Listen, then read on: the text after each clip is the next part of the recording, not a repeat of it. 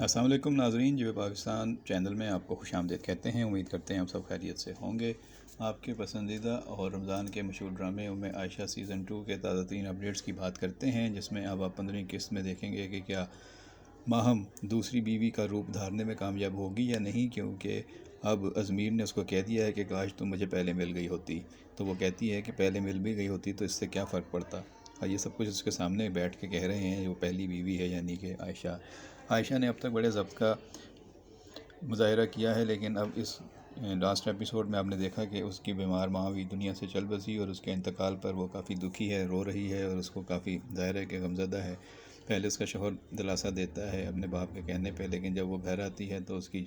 ساس اس کے ساتھ بہت ہی بدسلوکی کے ساتھ پیش آ رہی ہے، اور اسے کہہ رہی ہے کہ کب تک یہ رونا دھونا جاری رکھو گی، اپنی ماں کے اوپر آنسو بہانا بند کر دو، جا کے گھر کے کام کرو۔ اس سے پہلے ماہم جب گھر میں آئی تھی تو اس نے عائشہ کو ایک ملازمہ یا گھر کی نوکرانی ہی سمجھا تھا، اور کبھی اسے چائے بنوانے کے لیے بھیجتی تھی اور کبھی اسے چارجر منگاتی تھی، اور اس کا رویہ بھی اس کے ساتھ ایسا ہی تھا جیسے وہ گھر میں کوئی اجنبی ہے یا ملازمہ ہے۔ بعد میں اسے پتہ چلا کہ یہ تو گھر کی بہو ہے، تو وہ بہت شرمندہ ہوئی، اور اس نے شرمندگی کا احساس بھی کیا، اور اس نے اس کے بعد سوری بھی کہا عائشہ سے، اور سب کے سامنے سسر اور ساس کے سامنے بیٹھ کے اس نے اس سے شرمندگی کا اظہار کرتے ہوئے سوری کیا تھا۔ لیکن عائشہ نے اعلیٰ ظرفی کا مظاہرہ کیا اور کہا کہ نہیں، آپ کو معلوم نہیں تھا، کوئی بات نہیں، اور کام کرنا تو مجھے اچھا لگتا ہے۔ تو اس نے ہمیشہ ہی اس گھر میں مان رکھا ہے عائشہ نے سب کا، لیکن اس کا سسر اور اس کی دادی ساس جو ہے وہ تو اس کی قدردان ہے، لیکن جو اس کی ساس ہے وہ نوشین، وہ بالکل اس کا احساس نہیں کر رہی ہے۔ اب ازمیر کو جب سے ماہم آئی ہے اس میں دلچسپی ہو گئی ہے، اور وہ سوچ رہا ہے کہ کاش یہ مجھے پہلے مل گئی ہوتی،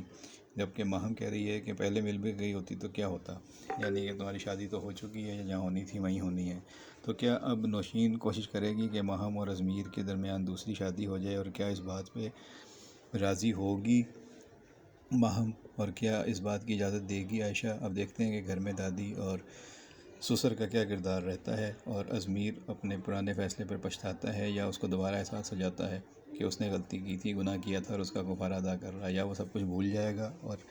ماہم کی زلفوں کا اسیر ہو جائے گا اور اس سے شادی کرنے پر تلا رہے گا۔ اب جو اپڈیٹس ہوں گے آپ تک پہنچائیں گے۔ آپ کو ڈرامہ کیسا لگ رہا ہے ضرور کمنٹ باکس میں اپنی رائے سے آگاہ کیجیے گا۔ بہت شکریہ۔